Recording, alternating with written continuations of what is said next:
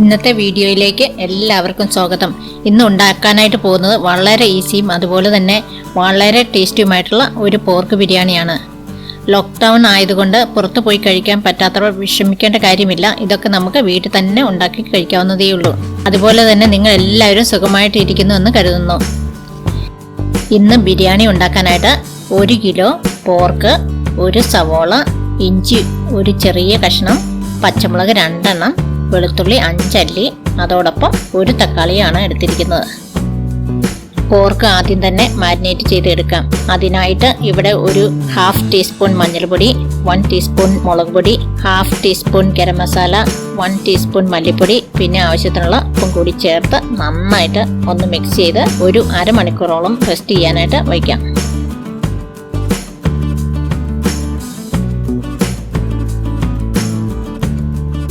എടുത്തു വെച്ച സവോളയും തക്കാളിയും കൂടി അരിഞ്ഞ് ഇവിടെ എടുത്തിട്ടുണ്ട്. ഇനി ഒരു പാത്രം അടുപ്പത്ത് വെച്ച് ചൂടാക്കുമ്പോഴേക്കും 2 ടേബിൾ സ്പൂൺ എണ്ണ ഒഴിച്ചു കൊടുക്കാം. സൺഫ്ലവർ ഓയിലാണ് ചേർത്ത് കൊടുക്കുന്നത്. അതോടൊപ്പം 2 ടേബിൾ സ്പൂൺ നെയ്യും കൂടി ചേർക്കുകയാണ്. ഇത് ചൂടായി വരുമ്പോഴത്തേക്കും സവോള ഇട്ട് ഒന്ന് വഴറ്റിയെടുക്കാം. സവോള വഴന്നു വന്നതിന് ശേഷം തക്കാളി കൂടി ഇട്ട് വഴറ്റിയെടുക്കാം. ഇഞ്ചിയും വെളുത്തുള്ളിയും പച്ചമുളകും കൂടി അരച്ച് പേസ്റ്റ് ആയിട്ട് എടുത്തിട്ടുണ്ട്. തക്കാളി വഴന്നു കഴിയുമ്പോൾ പേസ്റ്റ് കൂടി ചേർത്ത് കൊടുക്കാം.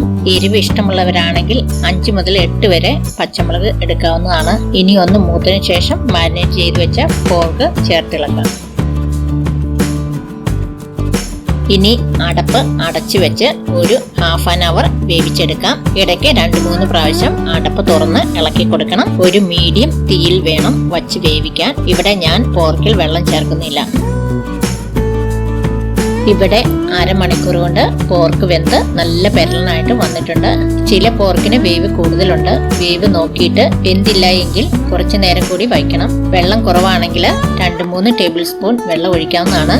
ഇനി 1/2 ടീസ്പൂൺ മഞ്ഞൾപ്പൊടിയും 1/2 ടീസ്പൂൺ ഗരം മസാലയും കൂടി ഇട്ട് മൂപ്പിച്ചെടുക്കാം. നമ്മുടെ പോർക്ക് ഇവിടെ റെഡി ആയിട്ടുണ്ട്.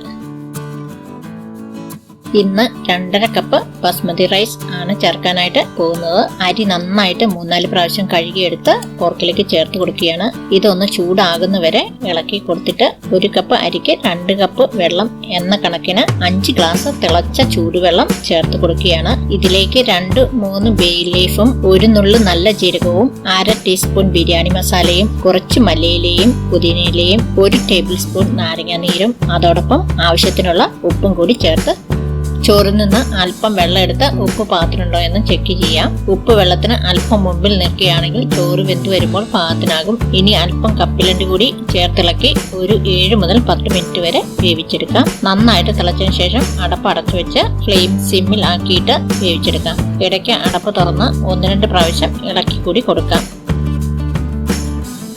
ഇപ്പം ഒരു 4 മിനിറ്റ് കഴിഞ്ഞിട്ടുണ്ട്. നമുക്കൊന്ന് തുറന്ന് നോക്കാം.